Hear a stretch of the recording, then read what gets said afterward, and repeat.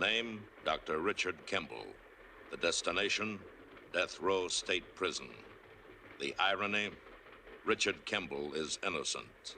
Proved guilty, what Richard Kimble could not prove was that moments before discovering his murdered wife's body, he saw a one-armed man running from the vicinity of his home. Richard Kimble ponders his fate as he looks at the world for the last time and sees only darkness. But in that darkness, fate moves its huge hand.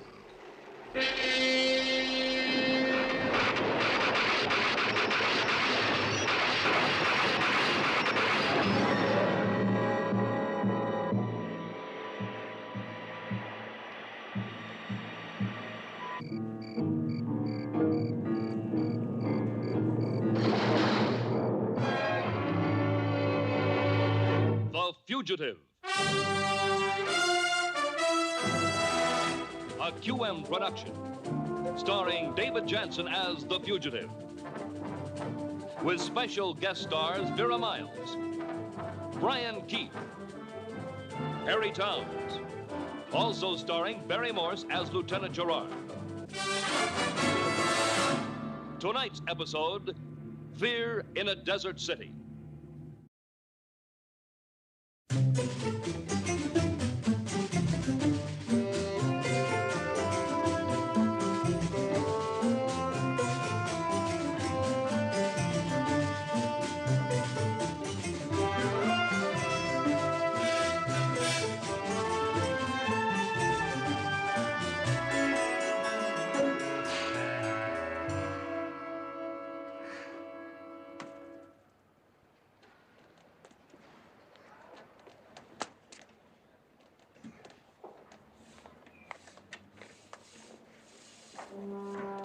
Now 6 months a fugitive, this is Richard Kimble with a new identity. And for as long as it is safe, a new name, James Lincoln. He thinks of the day when he might find the man with one arm. But now is now. And this is how it is with him. Another journey, another place. Walk neither too fast nor too slow. Beware the eyes of strangers. Keep moving.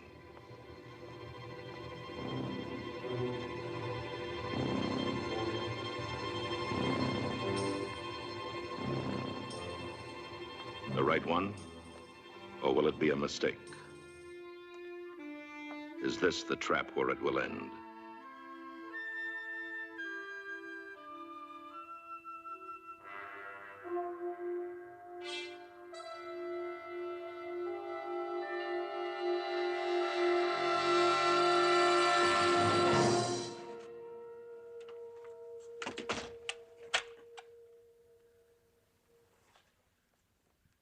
Safe for now.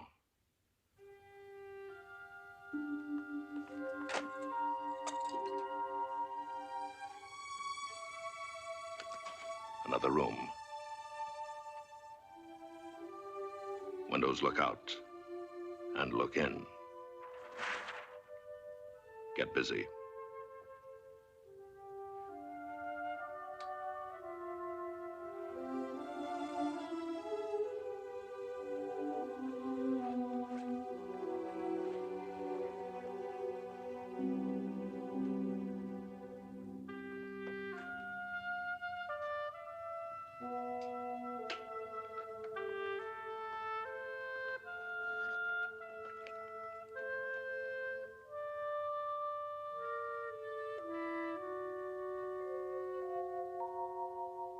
Look closely.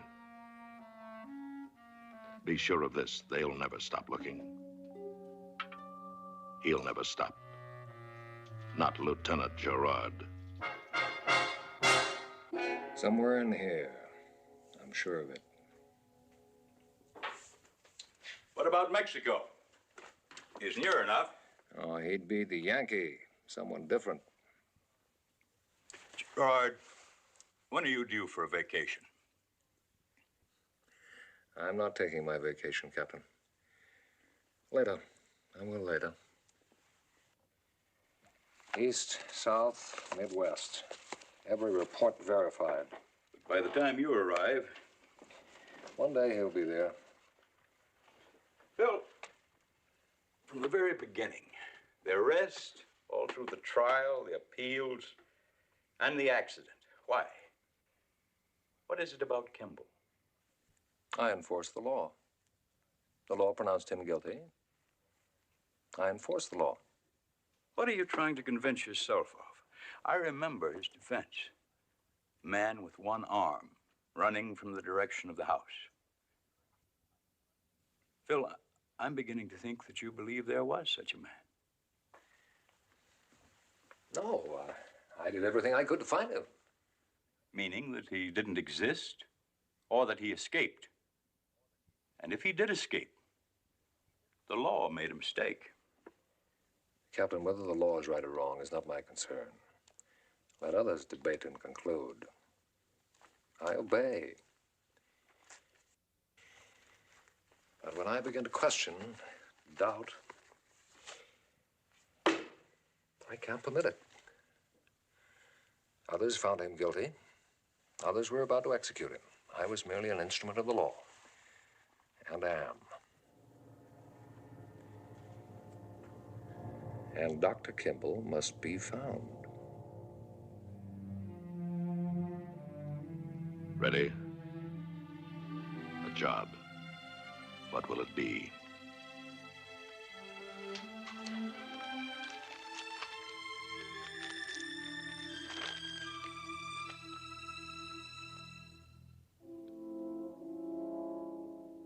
Make no mistakes. Be ready for the questions and hope there won't be too many.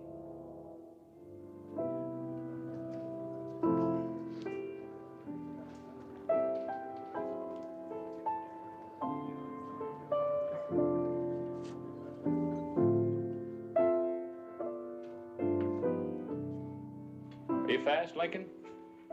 I worked in Reno. Well, you won't have to be fast tonight. But tomorrow is Saturday.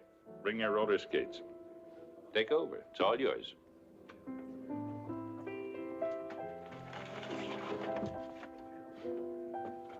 $75 a week. You'll find a vest at the other end of the bar. Is it Jim? Yeah, Jim's fine. Cleve Brown. But we won't shake hands because I might fire you tomorrow. The waitress is Evelyn and the lady at the piano is Monica. Introduce yourself.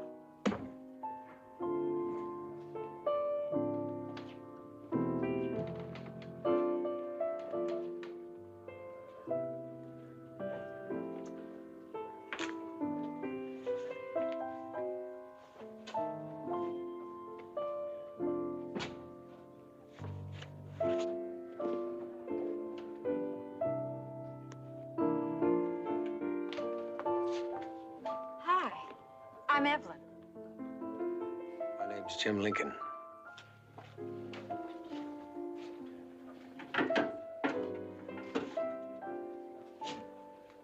Oh, the boss said to say hello. My name's Jim Lincoln. Her name's Monica. Monica Well. Plays beautifully, doesn't she? Mm-hmm. Lovely, too, wouldn't you say? Wouldn't you say she was lovely? Very. Well, now, how can you tell? You just glanced at her. You gotta look at her, Jim. Hey, Jim. Scotch and soda.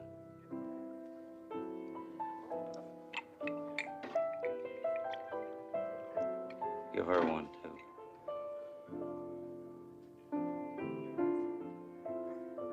She isn't drinking. Maybe she would if you bought it, huh? I'll pay for it.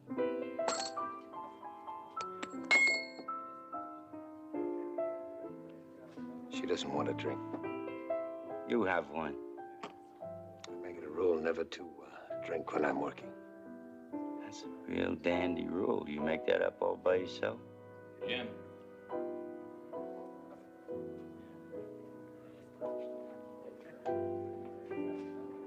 About now, I usually have a so-called meal from our so-called kitchen. You want something? No, thanks. You know that fella back there? No, why? He's working pretty hard to make trouble. Jim, for the price of a drink, he can buy an audience. On Monday morning, he'll have to face whatever's bothering him. But this is Friday night.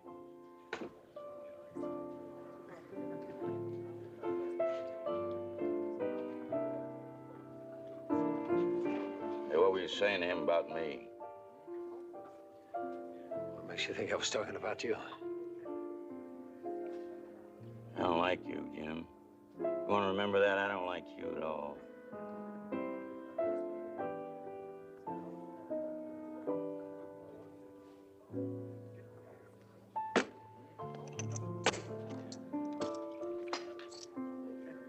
See you again, sweetheart.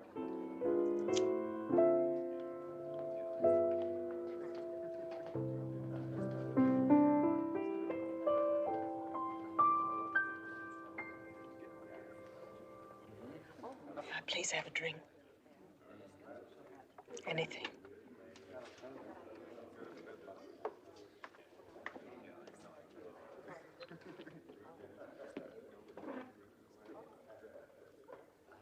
Thank you. Do you know that fella? Oh, you tell me if it's none of my business. You know, sometimes these worshipers... He does not worship me. Thanks for trying to help. Meaning it's none of my business. Meaning it isn't fair to involve you. One bourbon on the rocks.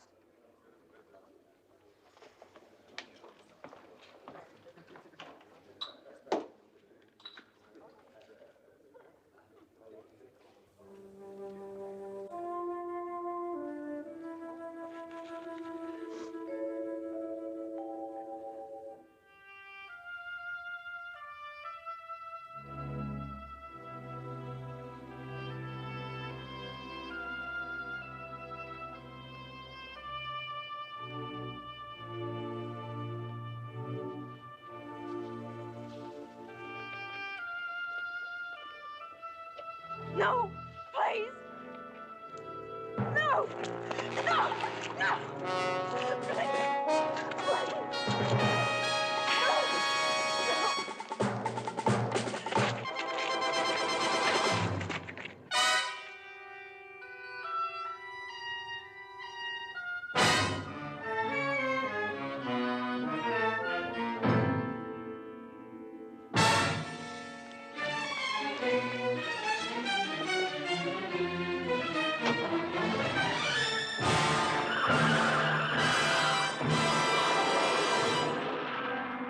Please.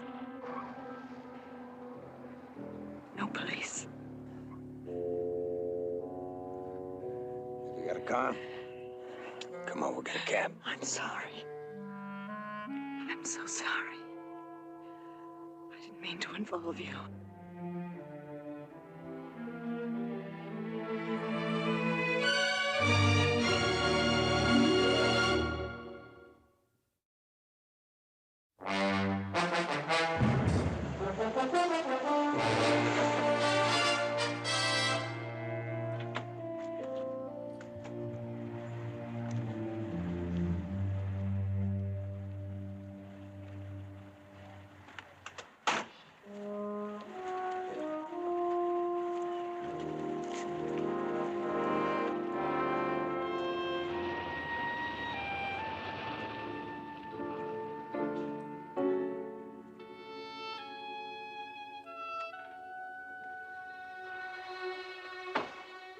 Is everything all right, Miss Blaine?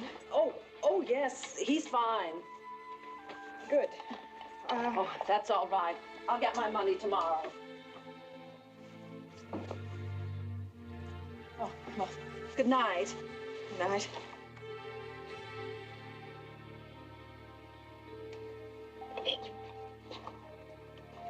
When I asked you not to call the police, I had a very good reason. That man is my husband. You want to leave now, or you want to stick around and hear the story of my life?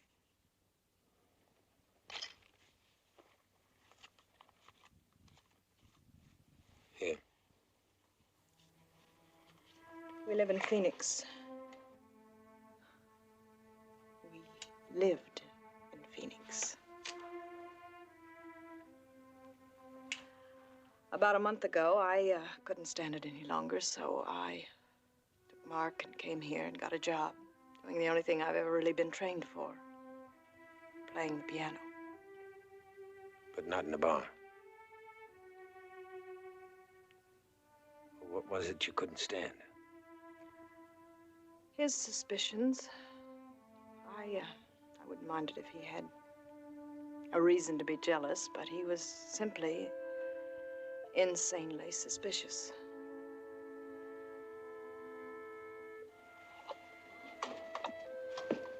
When we were married, I was considered the luckiest girl in Phoenix. Ed was almost the... His name is Ed.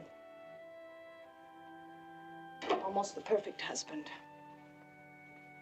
He was a little jealous then, but I was 18 and I was flattered by it. A month after he left for Korea, I found out I was pregnant. I was so happy, I ran 3 blocks in the rain to mail the letter. When he wrote back, there was just a hint of an accusation. But I answered, pretending not to notice, and he never wrote that way again. When he came home, day by day, he began to grow more and more suspicious and violent. His face changed. He doesn't look like the man I married. And he won't let you go? No. After a month of peace, he found me. He walked into the bar and he had a drink and left without saying a word. As you know.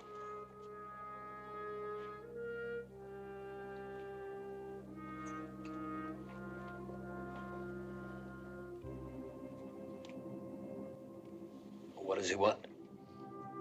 To possess me, to beat me, and to teach my son how evil I am. And you can't go to the police? I tried that. He found out and found it very amusing. You see, he owns 250,000 acres of Arizona. He contributes to charity and belongs to all of the proper social organizations. He has even been mentioned as a possible political candidate. When he's not home, he's almost the perfect man. Well, don't you have any friends or family in another state back east? He'd find us. Mark, what are you doing out of bed? I heard you talking. Well, this is Mr. Lincoln. My son, Mark. My name's Jim. You know, you should be in bed. We have a big day tomorrow. Come on, now, let's go up to bed.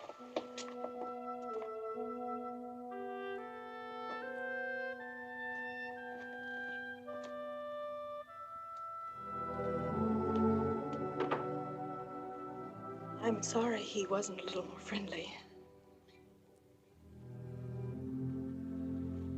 Well, that's I think he did fine under the circumstances. Look, Monica, I don't know what I can do. Oh, no, it's enough just to talk to you. Well, then maybe I can see you tomorrow. On Saturdays, I usually take Mark to Wonderland.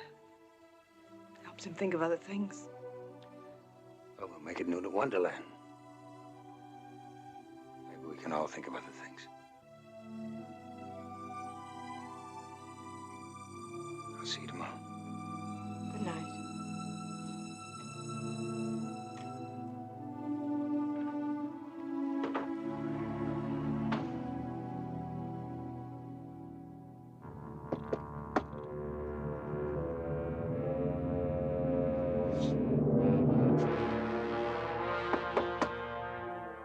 Who is it? Ed Wells.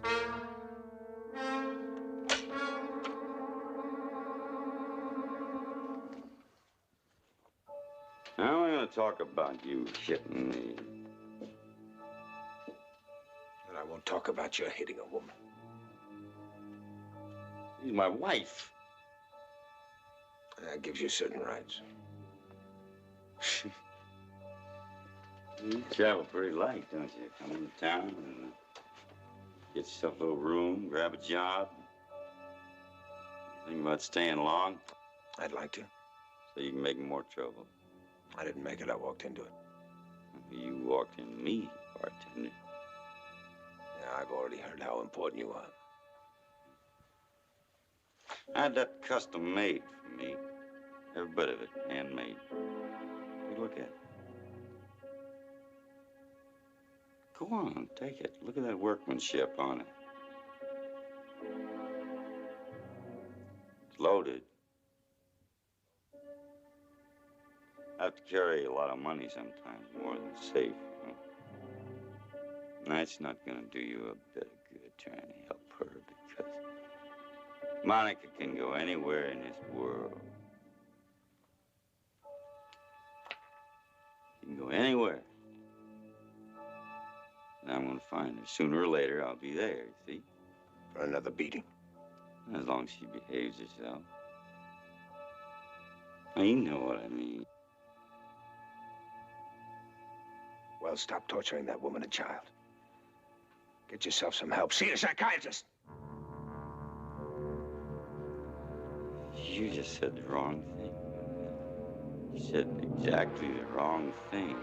And you said it, and I heard it, and there's nothing left for you to do but get out of my sight, Steve.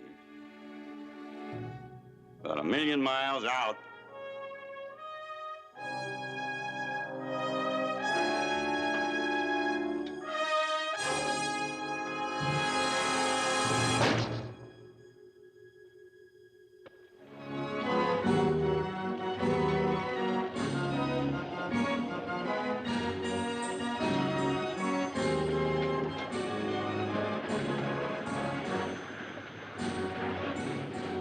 I'm not very good at picking rides. I guess that was kid stuff to you, huh? Well, it was all right. Probably pretty square about what kids like these days.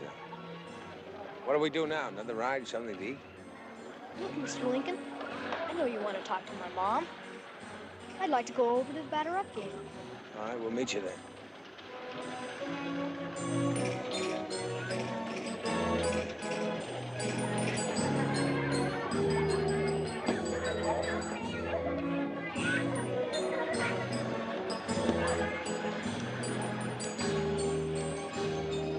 Your son went over to the batter-up game. I hope that's all right. I'm fine.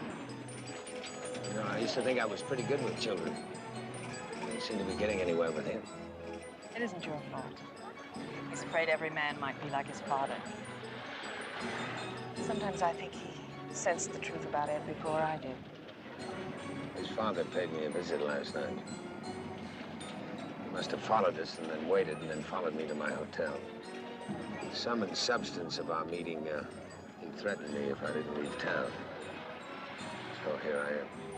Oh, Jim, this is going too far. All you we repay. have to do is find an answer. I've been trying. He threatened you. Under the pretext of showing off his custom-made revolver. Yes, he showed it to me. If he threatened you, why don't you go to the police?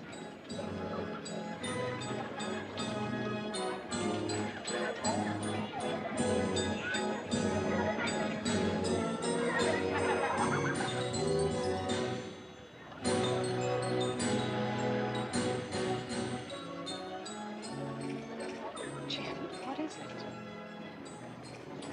I can't go to the police. If you ask me, I can't tell you why.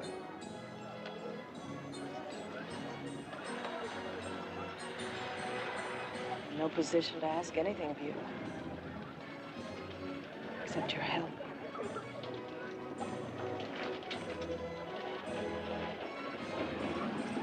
Let's go get your son.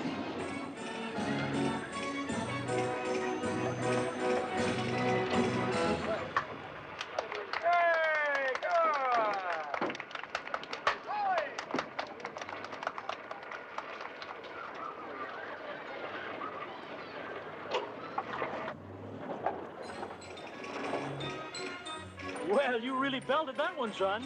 Here you are. What a marvelous strike that was. Mom, strike is when you miss. Yeah, Mom, what's the matter with you? What do you play, Mark? The infield? Second. You know, I used to play a little ball. Yeah, how good I was, my sister pitched. Remember one game, a man came up and he said, what's the score? I said, it's 42-0, but we ain't been up to bat yet. Here. Well, that's yours, Mark. You won it. Kid stuff.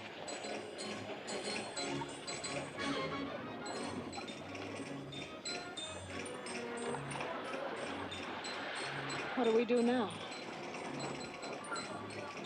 Well, what I can do and what I'd like to do are two different things, so I guess we'll just have to wait. I don't know what for or how long, but we wait. What are you talking about?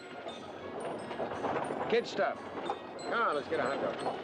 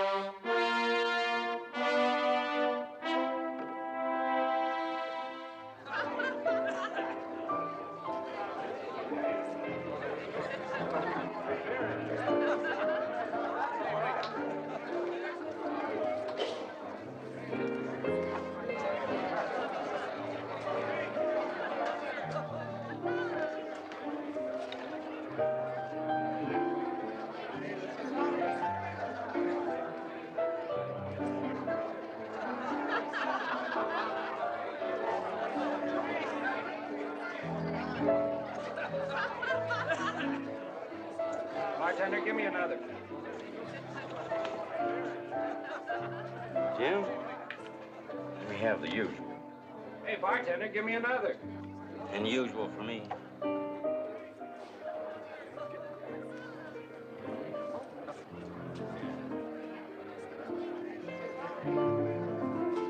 Sweetheart, that's a pretty tune.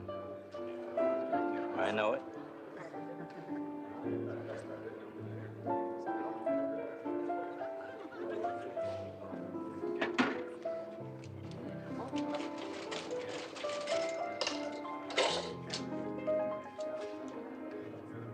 You working hard, huh, Jim? I don't know as I could stand that, people yelling at me all the time. Plus, I had to put up with some of that when I was in the Army. You ever in the service, Jim? Here's your drink. When I was in Korea in combat, they used to have these loudspeakers. He told me all about what was going on back here while we were fighting. I used to tell you.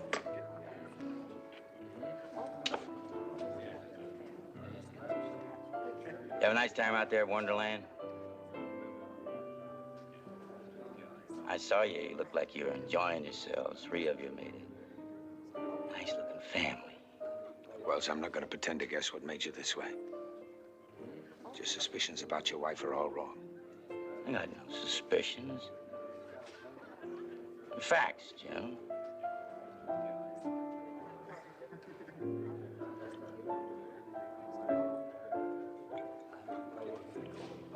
You make real good drinks. I don't know, maybe it's just because I'm in such a good mood, I wouldn't know the difference. Don't you ever think of what you're doing to your boy? Well, let's not spoil everything with a lot of unpleasant talk. Well, see a doctor. I'm in perfect health. I got no idea how good I do feel, Jim. Well, good night, Jim. Good night, sweetheart.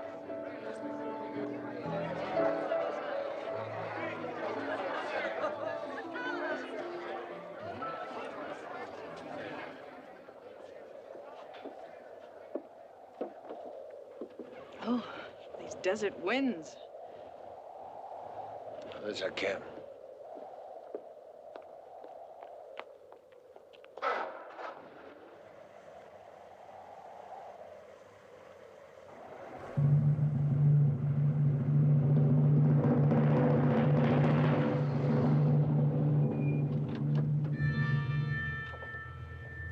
lady will leave now, a police officer.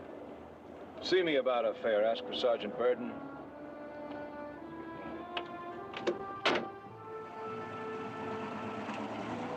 We'd be obliged if you'd get in the automobile, Mr. Lincoln. That is your name, James Lincoln? Yes. Look, you mind telling me what... Detective Sergeant Burden. Please get in.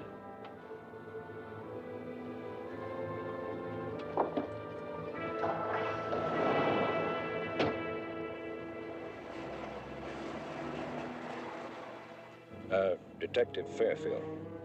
He's from Ohio. Where are you from, Mr. Lincoln? Rockford, Illinois. You ever see it? No, thanks. Could you tell me what this is about? Is this your first visit to Tucson, Mr. Lincoln?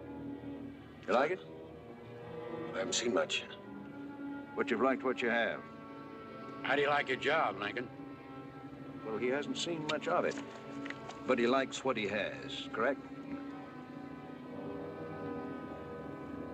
You know,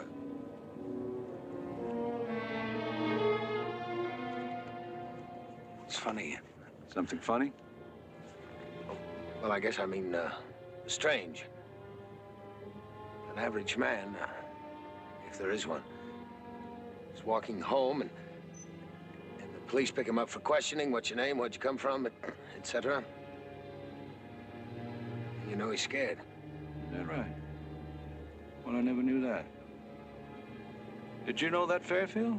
Now, why would the average man be scared of the police?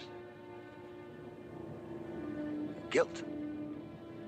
I guess there isn't a man in the world who doesn't have something he wants to hide. Even you two. Now, that remark was not calculated to gain favor with me. I'm sorry. I guess these questions are just getting me a little nervous. You know, Sergeant, you are pushing me around. Very gently, but pushing. Put yourself in my place. I'm a stranger in town, no one to vouch for me. No friend who's a lawyer. I can't demand a thing. I just have to sit here and take it. I wish I could argue with you, but you know you're right. I wouldn't want you to think I was sadistic. Fairfield, do you think we've been unkind? Maybe so, Sergeant. Well, some comfort to think we've saved you a walk on a chilly evening. At your hotel.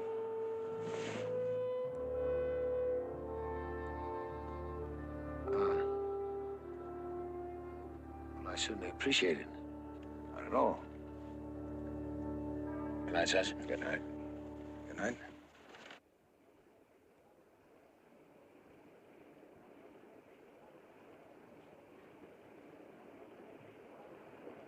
Mr. Lincoln? I, honest to goodness, don't know what's the matter with us.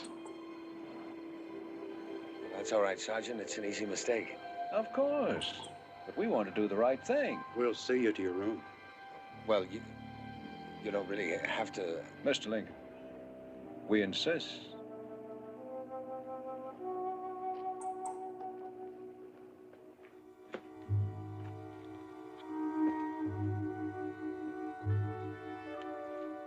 Fairfield, wouldn't you say that it's about time he unpacked? Oh, maybe he did. Found he didn't like it here. Now he's getting ready to leave. Well, I was born here. I'll die here. I like to keep Tucson clean as its air. I welcome visitors. Most of them. Mr. Lincoln, you usually read every paper? That's how I found the job. We've had a complaint against you, Mr. Lincoln. Complaint? Mr. Edward Wells, Phoenix, claims you're breaking up his marriage.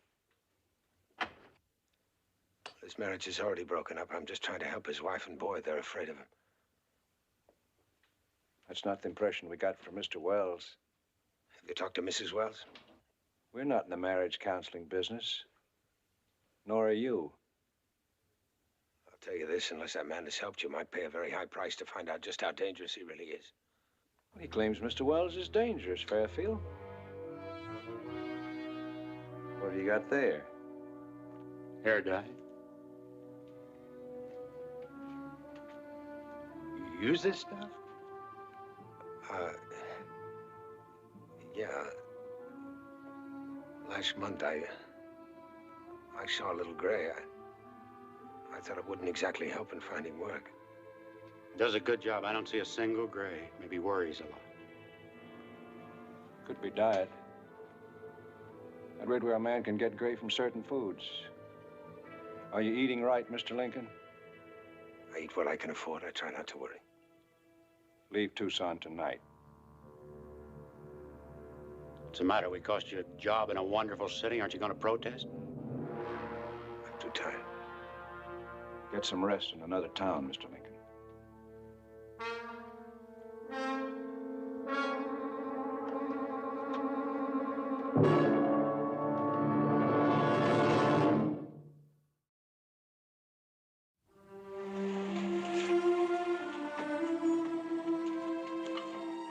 Wait for me.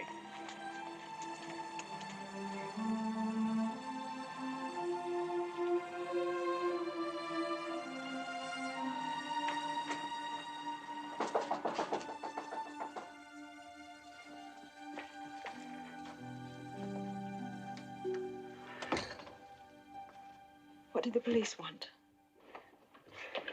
He convinced them I was an outsider trying to break up his happy home. Monica, I've got to leave town. But if you and Mark come with me, you might be worse off. I don't understand. My picture's in every police station in the country. Right now, they might just be realizing who James Lincoln really is. A convicted murderer. I don't believe it. I said convicted. I'm innocent. Look, I'm a doctor, pediatrician. I was a doctor. My wife couldn't have children. She wouldn't adopt them. We argued too much for too long. One night I walked out. I got in the car, I drove, I parked. Just stared at the river. I remember a boy in a rowboat.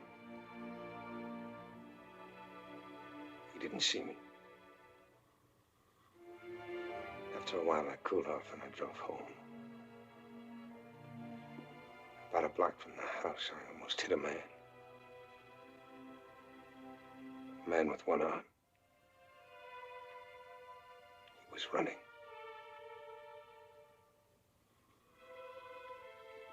I found my wife beaten to death. Who? I don't know. Had to be unmotivated. A vagrant, a prowler the police never. It was over 2 years ago. The trial was a nightmare. The neighbors had heard our arguments. The only hope was to find the man with one arm.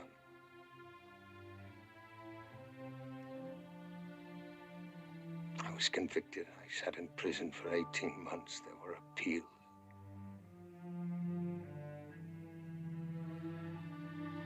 They were taking me to be executed when the train derailed.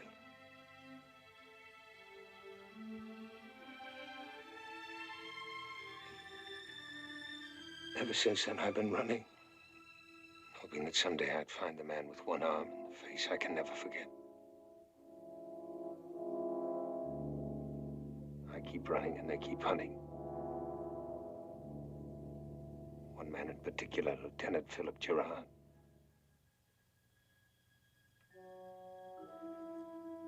You know, sometimes I feel like I've known him all my life. Some nights I can't sleep. I hear his footsteps on the stairs. see his face outside my door. Gerard.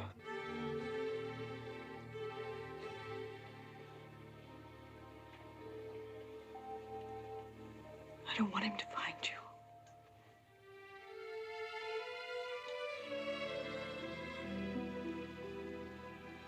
I'll pack.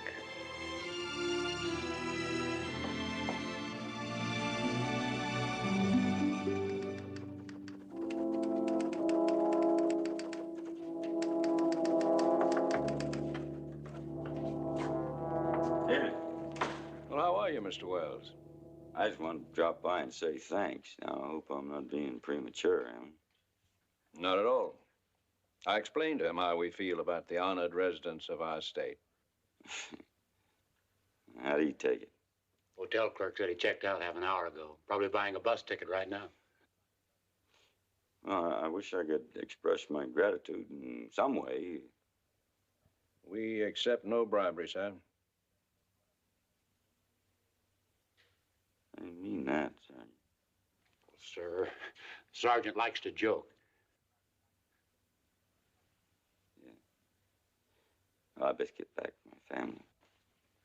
Oh, Mr. Wells, can we drive you? Oh, thanks. No, I think I can handle this little thing all by myself. Good night. Good night, then.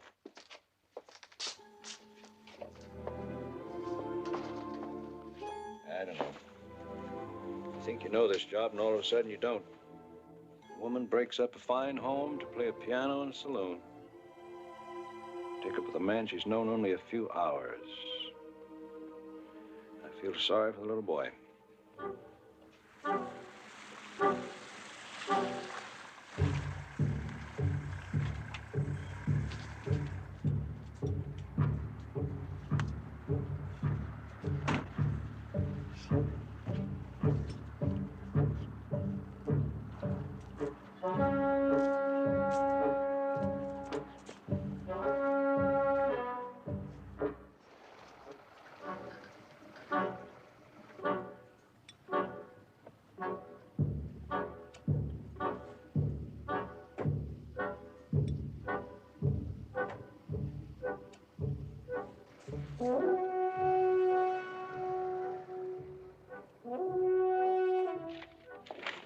One ticket to San Diego.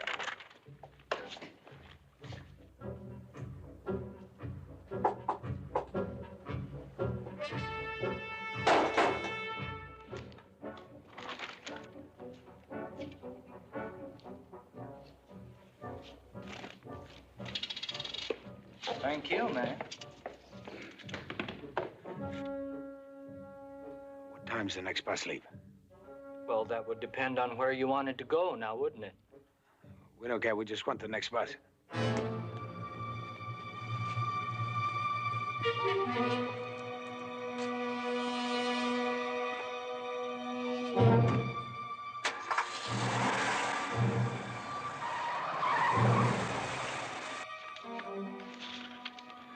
It won't be long now.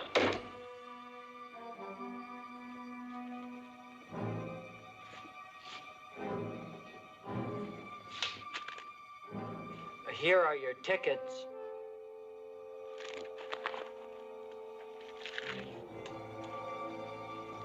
Let's go.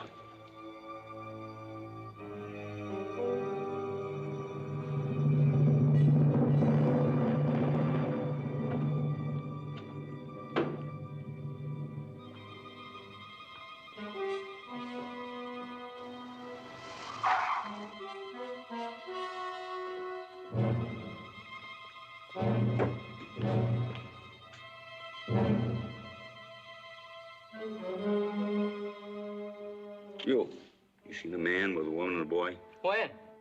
Just now. Yes, San Diego bus outside.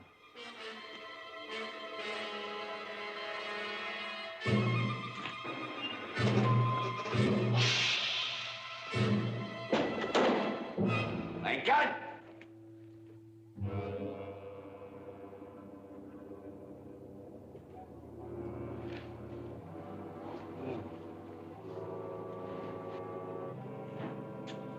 I'm glad to see you, Marky. I'm glad you're here.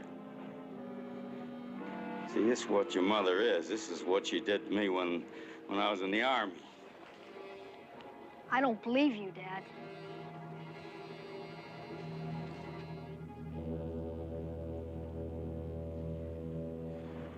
You did this.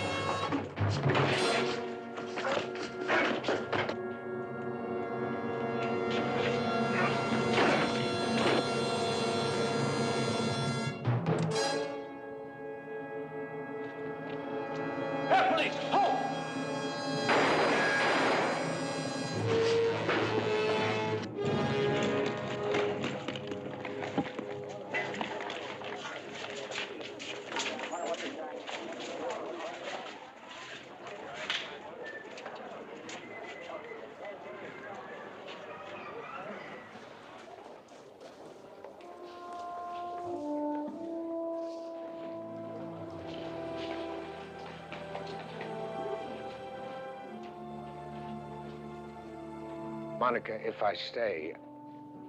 They'll find you. And you'll never find him. Well, you can go home now. It's over. Everything. We won't forget. That's all we're left with, remembering.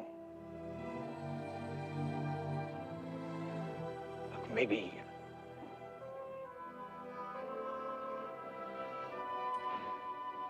Goodbye.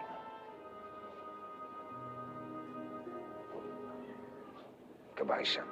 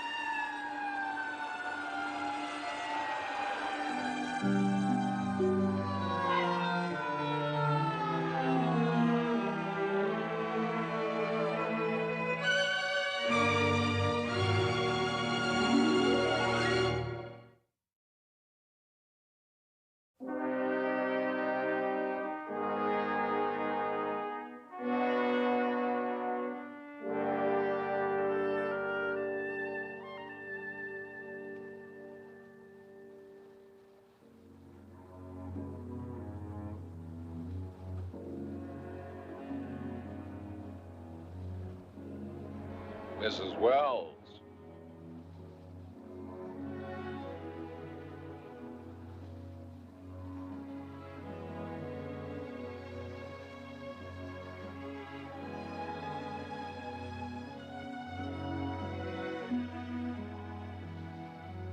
I'm sorry about the circumstances. Who are you? Mrs. Wells, where did James Lincoln tell you he was going? You're Lieutenant Gerard, the Tucson policeman. They recognized him, unfortunately after the fact. Well, he told you about me. Excellent. He thinks of me as much as I think of him. He's innocent. The law says guilty. The law isn't perfect. Wherever he is now, he knows I believe him. I always will.